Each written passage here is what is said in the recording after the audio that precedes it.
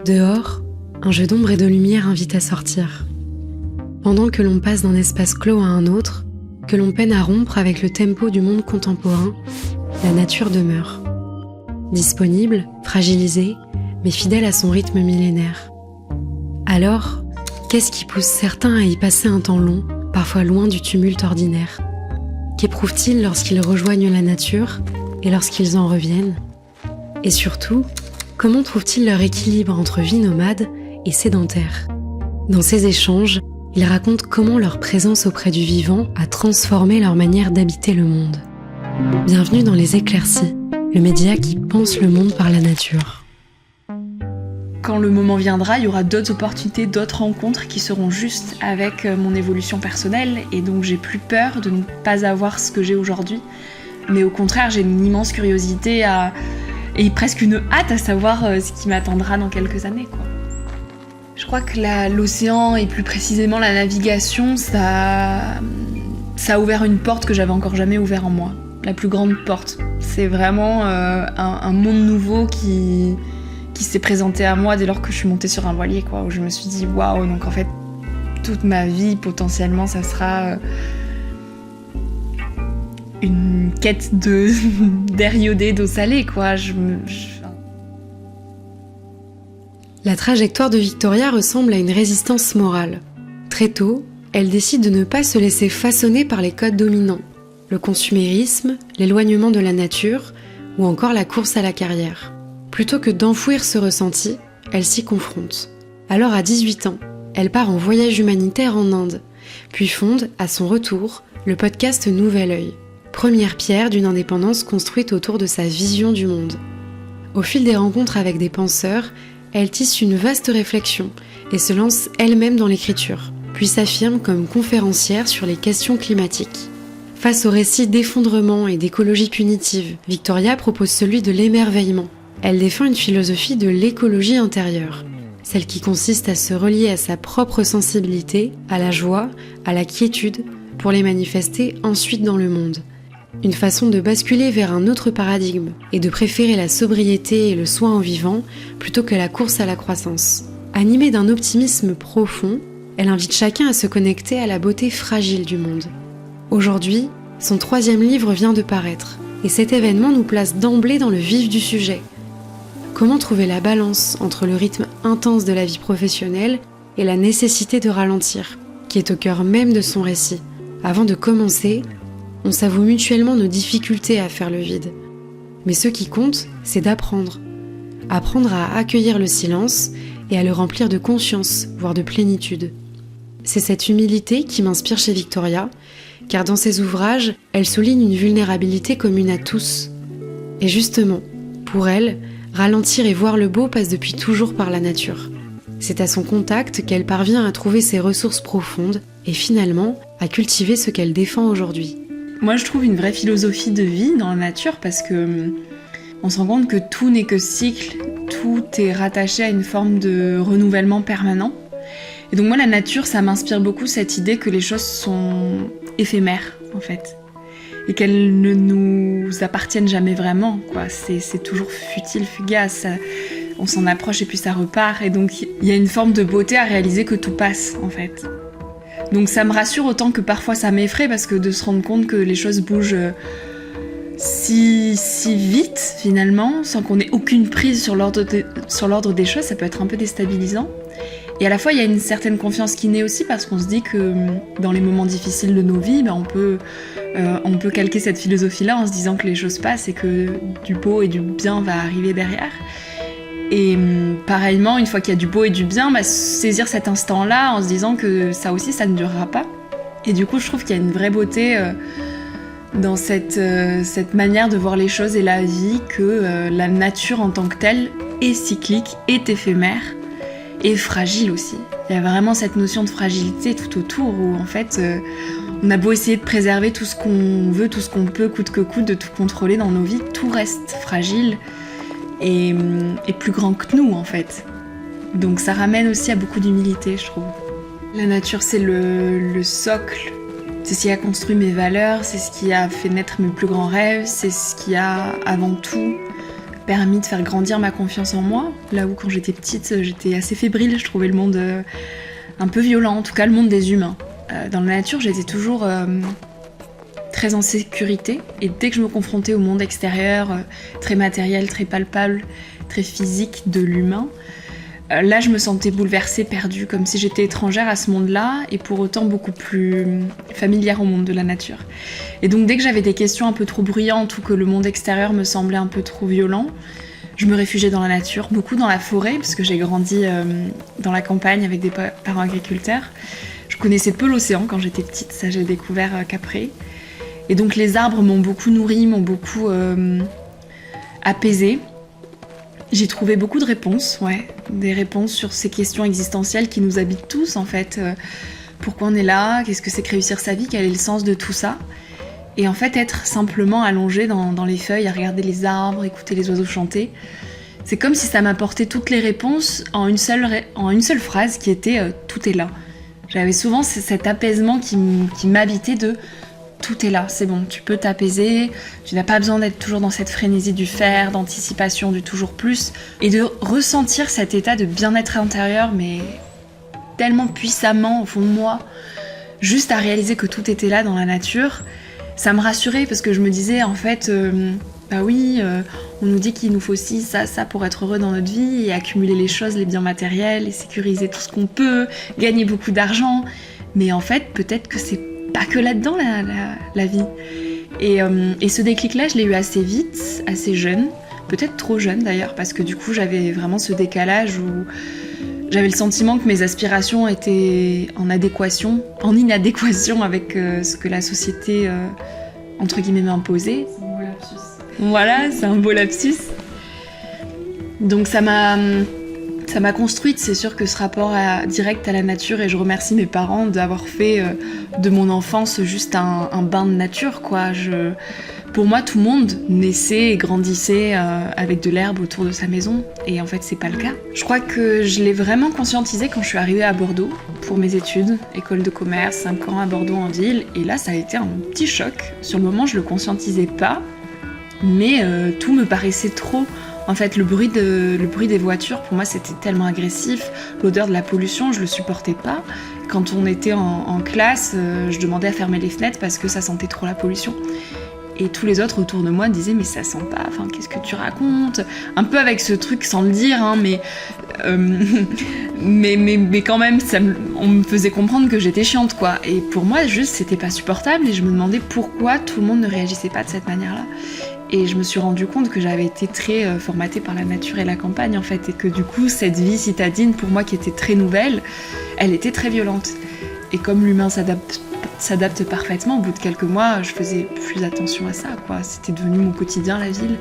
Mais je sentais, en même temps que je m'habituais à cette vie-là, qu'une part de moi s'éloignait de la justesse. C'est comme si je commençais peu à peu à jouer un rôle, à mettre un manteau bien doré pour faire comme tout le monde, pour être intégrée auprès de cette jeunesse qui cherche à s'émanciper, qui cherche à trouver sa place, qui n'a pas encore tout à fait confiance en elle quand on a 18 ans, qu'on sort du lycée. On se cherche un peu, quoi. On connaît pas trop notre identité, on teste des trucs à droite à gauche.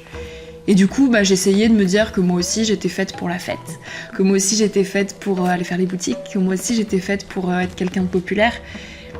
Et donc il y avait une petite part de moi qui essayait de coller à ces clichés-là, et une autre, pour autant, comme une petite voix qui me disait « Attention, en fait, c'est pas ça vraiment la vie, toi qui tu es profondément. » Et je sentais que les moments où j'étais la plus en harmonie avec moi-même, c'est quand je rentrais chez mes parents le week-end à la campagne, quoi. C'est dans ces bains de nature qu'elle parvient à sentir ce qui l'anime vraiment, comme si elle se réajustait à l'essentiel. La nature me rappelait toujours à cette évidence qu'en fait, ce qui comptait, c'était d'avoir du temps, de la liberté, du temps créatif, du temps de paix, finalement. Par exemple, en fait, juste signer un CDI et dérouler l'ordre des choses comme si c'était normal, pour moi, ça a toujours sonné faux. Et j'ai toujours vu cette course au toujours plus comme une parfaite aberration, quoi, comme une supercherie, comme si on nous enfermait dans des cages et qu'au final, on était esclaves et prisonniers de cette société moderne. Et ça, pour moi, très jeune, ça a été une évidence que je ne voulais pas une vie comme ça. Et de cette évidence, sont nées beaucoup d'angoisse parce qu'en fait, j'avais l'impression que c'était pas possible de vivre dans cette société-là tout en rejetant les codes de cette société. Pour moi, c'était de l'ordre presque d'une révolution. Et donc, je m'accrochais petit à petit à des figures qui incarnaient pour moi la liberté. Et c'est ce qui m'a poussée très jeune à lancer mon podcast qui s'appelle Nouvel Oeil, que j'anime depuis 6 ans. En fait, je me suis dit, mais j'ai besoin d'être rassurée par le témoignage de gens qui aujourd'hui vivent une vie atypique, qui vivent une vie alignée, qui ont compris un peu les paradoxes de notre société et qui ont osé s'émanciper de ça. Et qui ont coûte que coûte osé préserver leur rêve d'enfant. Et en fait, de tendre mon micro jaune à des personnes toutes plus inspirantes les unes que les autres, ça m'a fait comprendre que oui, c'était possible de vivre autrement. Puis après, la vie déroule son tapis, donc tu lis des livres au bon moment, qui te créent des déclics, qui viennent faire des ponts avec des enseignements que tu avais précédemment compris. Puis tu as la bonne rencontre au bon moment, qui t'amène à telle opportunité, qui t'amène à telle autre rencontre. Et après, c'est comme si tu touchais une part magique des choses où en fait, tu n'as plus peur de faire différemment parce que tu sens que la vie te soutient d'une certaine manière. C'est par cette confiance que, peu à peu, Victoria parvient à s'autoriser à devenir autrice. Car depuis petite, c'est le terrain d'expression de ses sensations, angoisses et réflexions. C'est ainsi que son récit intime rejoint quelque chose de plus universel. Écrire, c'est avant tout pour moi une thérapie. J'écris de manière très égoïste au final. J'ai toujours écrit depuis toute petite pour me soigner, pour essayer de mieux comprendre qui j'étais avant tout, puis comprendre quel était le monde qui m'entourait. Et donc écrire, c'est comme éviter de mettre des pansements sur des blessures que j'aurais, mais essayer d'aller comprendre la source de ces blessures-là qu'on a tous. Donc c'est des blessures personnelles avant tout, des traumatismes, des choses qu'on aurait vécues, et puis sous-estimer les impacts que ça aurait pu avoir sur notre croissance, notre identité.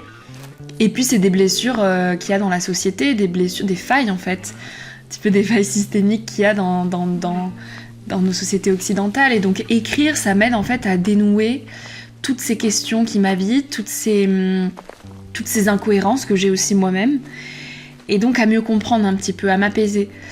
Et donc j'écris avant tout pour ça, et puis après de ces compréhensions, j'essaie de les partager, de les rendre digestes et accessibles à tous pour potentiellement aider d'autres personnes qui se posent les mêmes questions, qui ont les mêmes failles, les mêmes incohérences, parce qu'au final on se rend compte qu'on a tous plus ou moins les mêmes questions existentielles et universelles qui nous habitent.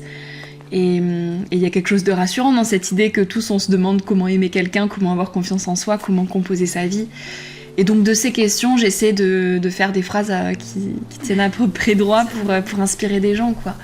Et l'écriture, c'est aujourd'hui, en tout cas, c'est l'outil le plus puissant que j'ai trouvé à avoir entre mes mains pour essayer d'impacter le monde à ma manière, quoi. À l'heure où le monde vacille et la biodiversité s'effondre, une question traverse tout le monde. Comment cultiver la joie malgré tout ? Comment ne pas se laisser gagner par la peur, voire la mélancolie ? Et ici, elle pose un regard à la fois tendre et lucide.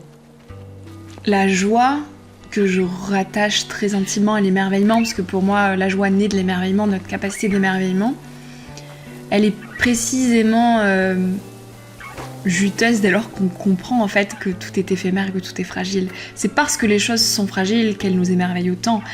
Moi, c'est tout ce qui est de l'ordre du subtil, du non palpable, du non matériel, qui m'émerveille et qui me rend complètement dingo de la vie, quoi. Un coucher de soleil, tu sais que c'est fragile, les couleurs qui sont là à l'instant T, 2 minutes après, elles ne seront plus ces mêmes couleurs. Les arbres qui, là, nous émerveillent de leurs feuilles si vertes à l'arrivée du printemps. On sait très bien que dans 2 mois, ça sera un vert beaucoup plus sombre, et puis beaucoup plus orangé à l'arrivée de l'automne, puis qu'après, les arbres seront nus l'hiver. Et cette impermanence des choses, cette fragilité de la nature, de tout ce qui nous entoure, moi c'est ce qui m'émerveille. Il y a de la mélancolie, c'est sûr, mais moi je trouve de la joie dans la mélancolie. Je trouve ça très beau, la mélancolie. Il y a de la mélodie dans la mélancolie en fait. Il y a quelque chose de doux, il y a quelque chose de l'ordre de la rondeur, il y a plein de couleurs dans la mélancolie. Et avant, j'avais assez peur au final de toutes ces choses si fragiles qu'on peut pas retenir parce que je m'attache trop à tout. Et donc j'avais envie, évidemment, quand quelque chose me procure du plaisir, que ce soit une relation, que ce soit une lecture, que ce soit un coucher de soleil, que ce soit quelque chose que ce soit, j'avais envie de le garder. On a envie de préserver ce qui nous nourrit, ce qui nous habite. Et donc ça me faisait peur de comprendre qu'en fait tout était éphémère et que je pouvais rien contrôler de l'ordre des choses. Et après, je pense qu'il y a quelque chose qui s'est... Je pense notamment à travers la découverte de la spiritualité, mon ancrage avec l'Inde et la pratique de la méditation, j'ai appris peu à peu à embrasser cet éphémère, à embrasser cette impermanence des choses, en me disant que de toute manière la vie était comme ça, et que c'était pas dans mon contrôle de vouloir retenir les choses qui de toute manière sont vouées à partir, et donc soit toute ma vie, j'allais essayer de lutter pour retenir ce qui allait inévitablement m'échapper, ou alors dès maintenant en fait j'accepte qu'il y a des choses qui sont plus grandes que moi et sur lesquelles je ne peux pas avoir de contrôle. Et donc d'accepter ça, en fait c'est comme si ça apaisait directement, instantanément quelque chose en toi. Et où du coup aujourd'hui j'arrive à beaucoup plus saisir les choses. En fait c'est très paradoxal, j'arrive beaucoup plus à y goûter et à les saisir et presque à les rendre profondes parce que je sais qu'elles sont éphémères. Et je crois qu'il y a aussi beaucoup les rencontres en voyage qui m'ont appris ça, parce qu'en fait au début j'avais peur de m'attacher aux gens que je rencontrais en voyageant, parce que je savais que de toute manière c'était possiblement des gens que je n'allais plus jamais revoir de ma vie. Et donc je m'attachais sans trop m'attacher, j'osais pas ouvrir mon cœur parce que j'avais peur de trop y laisser des plumes. Et en fait quand j'ai compris que de toute manière c'était soit du coup je me gâchais des moments parce que je voulais pas m'attacher, donc je vivotais, je vivais qu'à moitié, soit j'osais m'abandonner complètement aux rencontres et à la vie, et quand bien même ces rencontres allaient m'échapper un jour, mais au moins je prenais le risque de vivre intensément. Et quand j'ai compris ça, j'ai plus eu peur de m'attacher, et en fait aujourd'hui j'essaie de dupliquer ça dans toute ma vie. Quand j'ai des opportunités qui s'ouvrent à moi, j'essaie de les savourer pleinement sans me dire que potentiellement dans 3 ou 4 mois ou 5 ans, ces opportunités ne seront plus en fait. Je sais que quand le moment viendra, il y aura d'autres opportunités, d'autres rencontres qui seront justes avec mon évolution personnelle, et donc j'ai plus peur de ne pas avoir ce que j'ai aujourd'hui. Mais au contraire, j'ai une immense curiosité et presque une hâte à savoir ce qui m'attendra dans quelques années, quoi. Cette philosophie, Victoria a su la rencontrer et la cultiver très tôt, lors de son départ en Inde. C'est en voyageant, en s'ouvrant à une autre culture, qu'un éveil a pu avoir lieu en elle. Elle s'y est rendue disponible au prix d'un vrai dépouillement, transformant ce voyage en clé de compréhension du monde et en ressource intérieure qui n'a cessé de la guider. Oui, l'Inde m'a donné beaucoup de force et de courage, c'est sûr, parce que je l'ai rencontrée quand j'avais 18 ans, à un âge où clairement on n'a pas confiance en soi. Moi j'étais perdue. À 18 ans, je savais pas ce à quoi allait ressembler ma vie, le monde des grands me faisait peur, j'avais pas envie de grandir. Et en fait, l'Inde, je crois que ça m'a apaisée sur toutes les questions qui m'angoissaient, à savoir la première, ce côté très impermanent des choses. Et en fait, j'avais très peu de sécurité intérieure. Je me sentais tout le temps vulnérable, je me sentais tout le temps un peu à la merci du monde extérieur qui pourrait faire un peu ce qu'il voulait de moi, tu vois. Je me sentais très manipulable, alors quand bien même j'étais déjà assez sûre de ce que je voulais et j'avais déjà ce tempérament à ne pas me laisser faire, mais quand même il y avait une part de moi qui avait besoin de se sentir rassurée par les autres. Donc j'ai eu des relations très toxiques dans lesquelles je m'enfermais sans m'en rendre compte. J'étais à un âge où j'aimais beaucoup acheter aussi, des choses matérielles, des beaux habits, parce que ça me donnait une forme de contenance. J'étais aussi à un âge où j'aimais remplir beaucoup mon temps pour ne pas laisser du vide, parce que le vide me faisait peur. Et en fait, l'Inde a vraiment appris à m'apprivoiser moi et à construire petit à petit cette confiance intérieure et cette force intérieure inébranlable qui fait qu'aujourd'hui je me sens sécurisée de l'intérieur. Et donc j'attends beaucoup moins du monde extérieur qui vienne me sauver, et je suis beaucoup moins influençable par les autres, par l'environnement, par les infos anxiogènes, parce que la société voudrait de moi, parce que mes proches voudraient de moi. Et c'est comme si de ça est né un apaisement intérieur vraiment hyper plaisant, quoi. Et où du coup cette force et cette sécurité-là, elle fait que j'ai moins peur.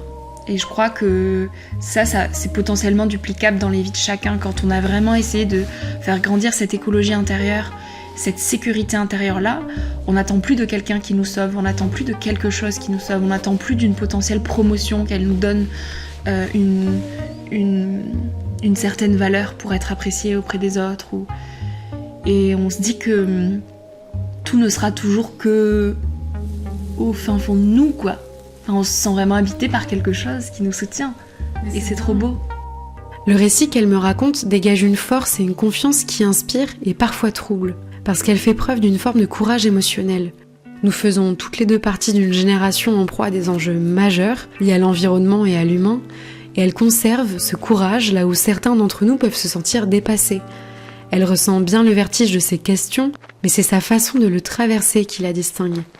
D'avoir si peu de questions sur pourquoi on est là au final et sur le sens de tout ça, c'est vertigineux. Moi, depuis toute petite, je suis fascinée par l'astronomie et l'univers parce que juste l'idée que l'univers est infini, pour moi, c'est inenvisageable, quoi. Comment est-ce qu'après l'univers, on peut te dire il y a du vide, il y a rien. Oui, mais dans ce rien, il y a quoi? Et après ce rien, il y a quoi? Enfin, juste cette question-là, elle est vertigineuse. Et avant, ce vertige pouvait me faire peur ou m'angoisser. Alors qu'aujourd'hui, il m'excite en fait. Je me dis, mais on ne connaît rien de la vie, on n'est rien. Ça ramène à tellement d'humilité de se dire que nous, chers humains, tout-puissants, en fait, on n'est rien face à tout ça. Et qu'en un claquement de doigts, la nature, elle nous renverse, quoi. On n'est rien par rapport à tout ça. Et aujourd'hui, moi, juste, ça me rend dingue et profondément plus amoureuse de la vie de comprendre que ce vertige-là, il est plus grand que nous et qu'on n'aura possiblement jamais de réponse pour expliquer tout ça. Et aujourd'hui, moi, c'est ce qui m'habite, c'est ce qui me rend aussi émerveillée par la beauté de la vie, en fait. Et c'est ce qui me fait me rendre compte d'autant plus du cadeau qu'on a d'être en vie, d'avoir des yeux pour voir, une bouche pour manger, un nez pour respirer, des oreilles pour entendre. Enfin, en fait, on a banalisé la richesse que c'était d'avoir tout ça. Mais c'est juste de l'ordre du sacré, de la magie, quoi, de se réveiller chaque matin et d'avoir la possibilité de jouer avec la vie dès lors qu'on est en bonne santé. Et franchement, je remercie mon corps de me porter aujourd'hui, de ne pas avoir de maladie. Et on sait combien il y en a aujourd'hui de plus en plus. En fait, pour moi, c'est le plus grand des cadeaux. Et aujourd'hui, j'ai juste à jouer avec ce cadeau-là. Et donc, toutes ces questions, aujourd'hui, je les embrasse et je les remercie parce que c'est elles qui me font ressentir la vie aussi vivement, quoi. Et si toutes ces sensations peuvent aboutir et trouver leur place en elle, c'est parce que Victoria décide de changer de référentiel et d'imaginaire. En fait, le vide s'est rempli d'abondance, ouais. Mais d'abondance invisible, c'est que c'est plus forcément de l'abondance du faire, de l'abondance dans l'achat, de l'abondance dans les relations, de l'abondance comme on peut matériellement la penser. C'est de l'abondance dans une richesse intérieure qui juste habite, quoi, qui est là en permanence. C'est vrai que tous ces temps de retrait, de solitude, de vide, de silence, ils sont encore vus un peu comme soit c'est perché, soit ça fait peur, soit c'est connoté péjorativement. C'est vrai que le vide, c'est pas le plein. Donc en fait on se dit j'ai pas envie de faire le vide. La solitude, c'est aussi un mot aujourd'hui qui fait peur, comme si c'était quelque chose de mal. On confond isolement et solitude. Quelqu'un de solitaire, ça serait quelqu'un qui a peur du monde, alors qu'en fait c'est simplement quelqu'un qui a compris que son monde intérieur c'était déjà le premier monde à chérir et à nourrir.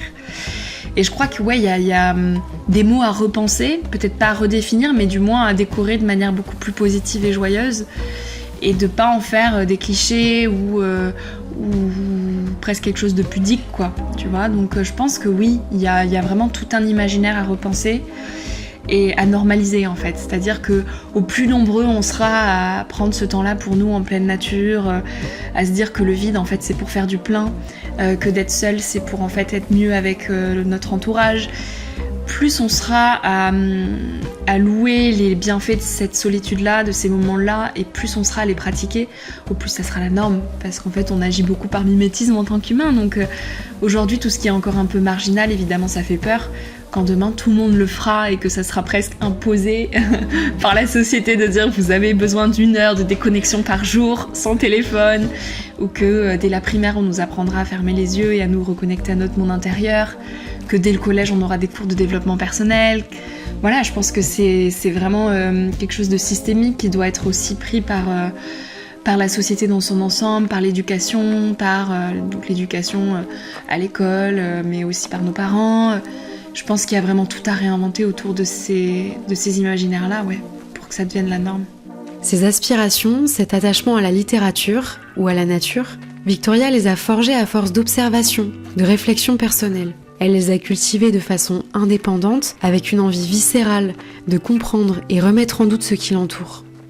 J'ai l'impression d'avoir fait grandir ça en opposition à ce que je voyais auprès de mes parents. Parce que mes parents étaient, eux, dans l'obsession du remplissage, quoi. C'était vraiment boulimie du faire, y a que le travail dans la vie, il faut faire, travailler, jamais de temps pour les vacances, jamais de temps pour le vide, jamais de temps pour l'ennui, jamais de temps pour le repos. C'était vraiment... C'était générationnel aussi, hein. C'est d'une génération qui ne voit que le travail dans sa vie et qui finalement laisse peu de place pour les questions du sens, pour ce côté très spirituel de la vie. Donc non, moi ce que mes parents m'ont transmis, c'est ce goût de l'effort, c'est ce goût pour la nature, les choses simples, parce que je n'ai jamais manqué de rien dans mon enfance, mais on a toujours vécu dans la sobriété, quoi. Mais pour autant, tout ce qui était de l'ordre des questions philosophiques, littérature, etc., ça n'a jamais fait partie de mon environnement. Mes parents n'ont jamais été là-dedans, quoi. C'est vraiment quelque chose que j'ai construit naturellement au fur et à mesure que je grandissais, où je ressentais le besoin de passer du temps dans ma chambre, de lire, de me nourrir. Et j'ai beaucoup appris de ma grand-mère aussi, qui, elle, pour le coup, a toujours eu cette positivité envers les choses de la vie, a toujours eu ce goût pour cultiver son potager, faire ses bouquets de fleurs, cuisiner elle-même, coudre. Enfin, elle m'a vraiment transmis cette importance de préserver ces choses simples, où en fait on utilise ses mains, quoi. Et je crois que dans les peurs de ma grand-mère sont nées mes évidences. Ma grand-mère me disait toujours: je comprends pas le monde dans lequel on grandit, ça me fait peur, tout va trop vite, la technologie ça me dépasse. Elle disait pas que c'était grave, mais dans ses yeux je voyais que pour elle c'était grave, quoi. Elle se sentait perdue et elle disait toujours: mais dans quel monde tu grandis, ma petite fille? Moi je comprends plus ce qui se passe, quoi. Et son refuge, ça a toujours été d'utiliser ses mains, de mettre ses mains là dans la terre, de rester... En fait, sa forme de résistance, c'était l'indépendance par la débrouillardise, quoi. Et en revenant à des choses très primaires. Et assez jeune, j'ai compris qu'en fait, l'abondance, elle était là-dedans, et que notre plus grande richesse aujourd'hui, c'était de préserver ça, quoi. Donc ça, je le tiens beaucoup de ma grand-mère, ouais. Ça, je crois que ça manque d'autant plus dans, je dirais pas, si je peux le dire en fait, mais dans ma mission de vie. Je sais que les lettres, ça va m'accompagner toujours, que c'est aujourd'hui le levier de transmission que j'ai trouvé qui me va le mieux, qui me permet de ressentir la vie d'autant plus profondément, parce qu'en fait c'est comme si aujourd'hui la poésie, j'arrivais à la lire dans toute ma vie, dès que je sors de chez moi, ou même chez moi, je me raconte des histoires à moi-même, en fait, et de chaque chose que je vois, j'arrive à essayer d'en faire une jolie phrase dans ma tête, quoi. Et donc c'est comme si toute ma vie aujourd'hui était embellie par la poésie. Et en fait, c'est presque un muscle intellectuel qui est celui de chaque événement qui se propose à nous, d'essayer de lui dire qu'est-ce qui se cache derrière tout ça, et de pas juste en rester à la simplicité de ce qu'on vit, mais à se dire en fait derrière un bonjour, qu'est-ce qu'il y a, quelle est la vie de cette personne-là, pourquoi elle a utilisé ce ton de voix-là, est-ce que ça traduit de la tristesse ou plus de la joie, qu'est-ce qu'elle aurait pu vivre là, il y a 5 minutes qui l'amène à parler comme ça, telle personne est habillée comme ça aujourd'hui, pourquoi des couleurs vives, pourquoi des couleurs sombres. En fait tout est prétexte à l'imagination, à la poésie, et du coup la vie est beaucoup plus colorée quand on y met de la littérature derrière, quoi, et des questions. Et c'est comme si aussi on se contentait pas de la simplicité, quoi. C'est presque une discipline de l'esprit de toujours essayer de remettre en question ce qu'on croit comme acquis, et de jamais rentrer dans l'habitude, dans la normalité, mais toujours questionner un petit peu notre zone de confort, quoi. Ouais, et puis après, c'est comme un cercle vertueux. J'allais dire vicieux, mais vertueux, c'est-à-dire qu'on se rend même plus compte qu'on se pose ces questions-là et qu'on essaie d'habiter poétiquement le monde. En fait, ça se fait naturellement. C'est des lunettes à travers lesquelles on voit les choses, qui demandent peut-être au début une certaine forme, encore une fois, de discipline, de muscles à travailler. Et puis après, ça devient naturel. Et on n'a même plus à se poser la question de « Tiens, il faut que je mette mes lunettes en sortant du lit ce matin pour voir le monde en jaune ». C'est naturel, quoi. C'est en s'exposant aux éléments, en sortant en extérieur, que Victoria éclaircit sa pensée, qu'elle parvient à exprimer ce qui l'habite, comme une ressource aussi bien infinie qu'impalpable. C'est de vivre qui me nourrit et qui appelle les mots. Je pourrais pas écrire si je vivais pas dehors. Et je me nourris et de plus en plus je dédie du temps au dehors. En fait, j'ai besoin de me frotter beaucoup à l'océan, que ce soit à travers la navigation, juste nager, juste regarder en fait l'océan. Je peux rester hypnotisée des heures à le regarder. Ça va être aller dans les montagnes, faire des randonnées, courir. J'ai besoin vraiment de me frotter au dehors pour avoir des mots qui me viennent, des pensées qui me traversent. Et c'est des fulgurances, encore une fois, qui arrivent. Je me dis pas, tiens, tel jour, je vais écrire ça sur tel sujet. Je vis quelque chose qui m'amène telle phrase, en fait. Et donc, j'ai besoin de vivre, puis après d'écrire. Et c'est un équilibre que je trouve où, parfois, de grandes plages introspectives, j'ai besoin de grandes plages d'expérimentation, quoi.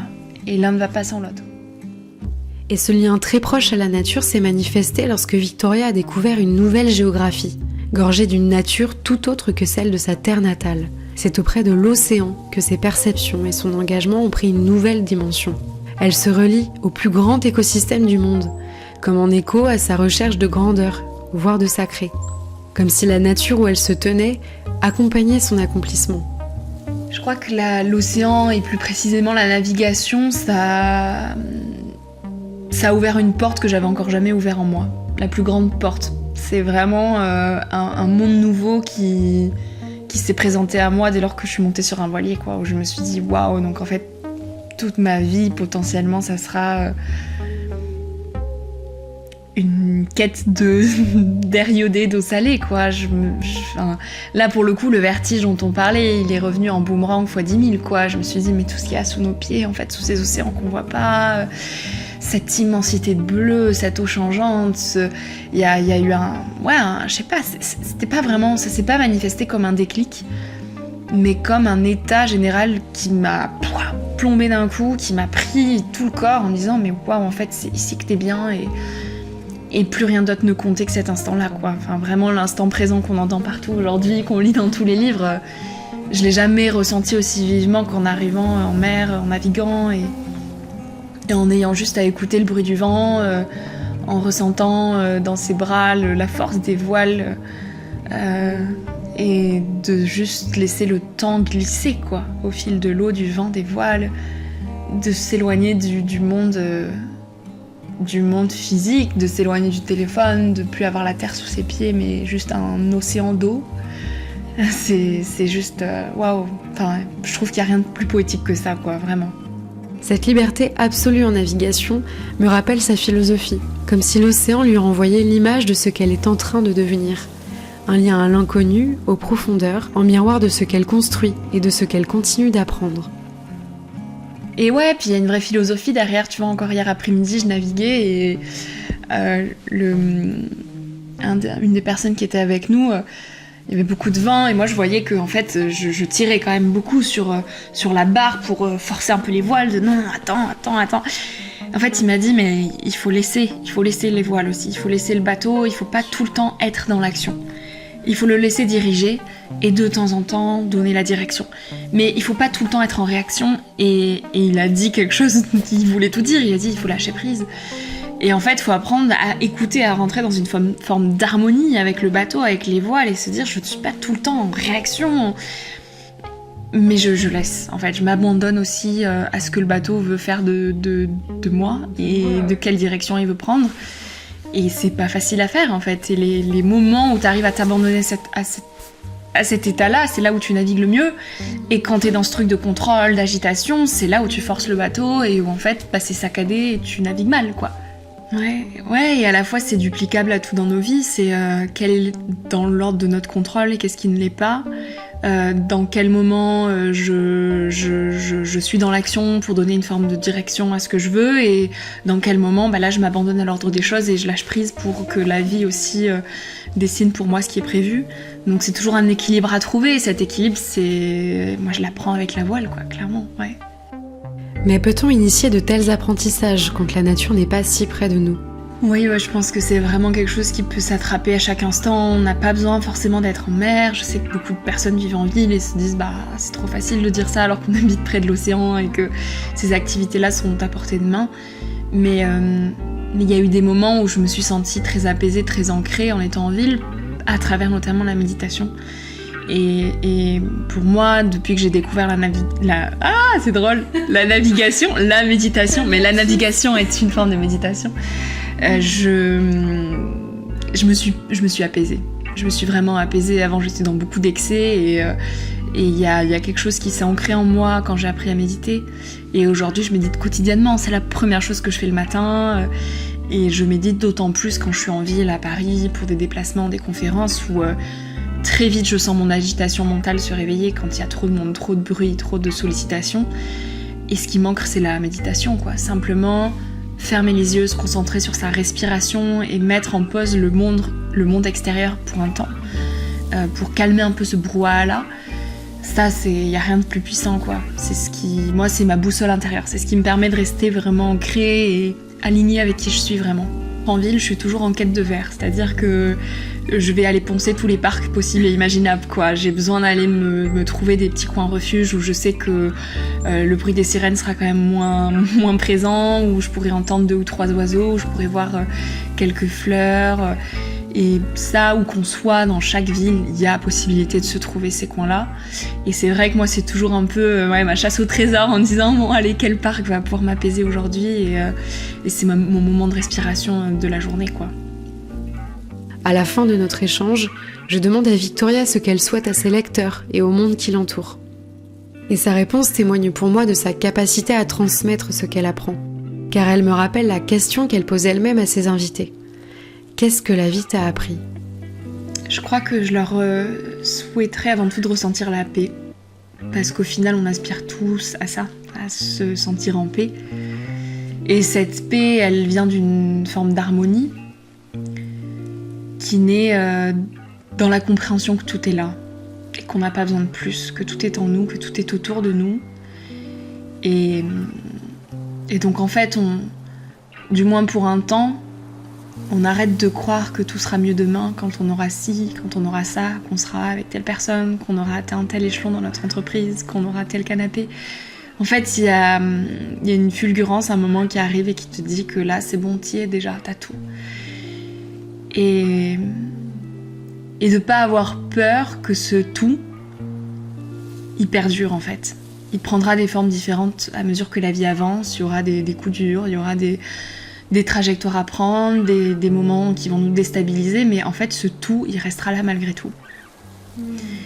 Et donc je souhaite à tout le monde d'essayer de ressentir vraiment ce grand tout au fond de lui, parce que c'est en ça que naît l'harmonie avec tout ce qui nous entoure, et ce lien très direct avec la nature, où on ne fait plus qu'un avec ça, et donc inévitablement on est en paix, quoi. Merci pour ton écoute. Si cette histoire t'a plu, je te donne rendez-vous le mois prochain. Je t'invite à t'abonner pour découvrir là ou le futur invité qui pense le monde par la nature. J'écris, j'enregistre et j'assure le montage de chaque interview. Jean-Gabriel Becker compose la bande originale, Guillaume Marical réalise l'illustration et les animations graphiques. Tu peux aussi découvrir les autres formats des éclaircies, notamment les chroniques, diffusées tous les mardis à 18h sur Instagram. Et si tu préfères lire, tu peux me suivre sur Substack et t'abonner à la newsletter. Merci de compter parmi ceux qui pensent le monde par la nature.